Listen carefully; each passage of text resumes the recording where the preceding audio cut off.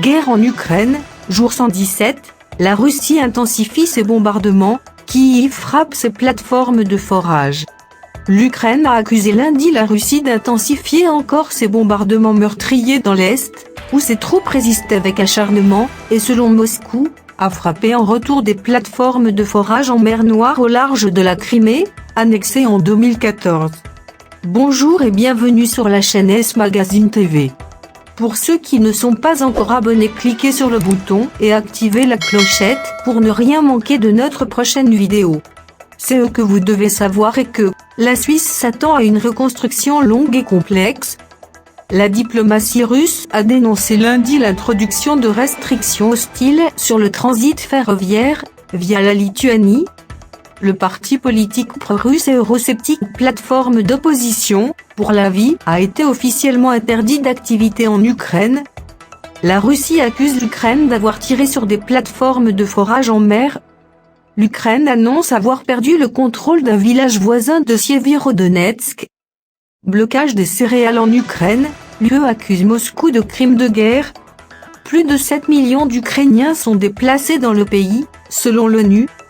Avant l'invasion russe, l'Ukraine comptait 37 millions d'habitants dans le territoire contrôlé par Kyiv, amputé notamment de la Crimée annexée par Moscou en 2014.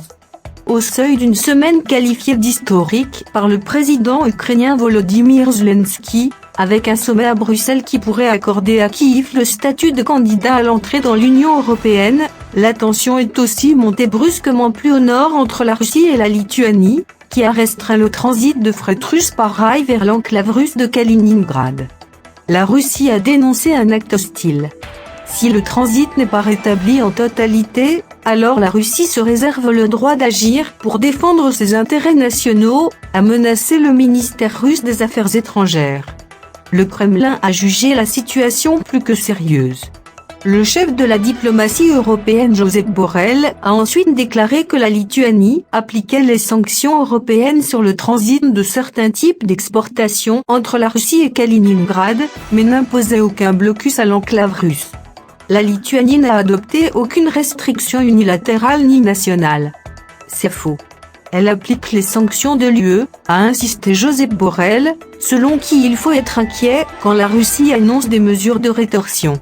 Moscou n'a pas précisé la nature de sa menace, mais Kaliningrad, ancienne cité prussienne de Königsberg annexée en 1945, devenue une enclave russe dans l'Union européenne, est une tête de pont stratégique pour les Russes, qui ont installé des missiles balistiques Iskander capables de porter des frappes nucléaires en Europe occidentale et y font mouiller leur flotte militaire.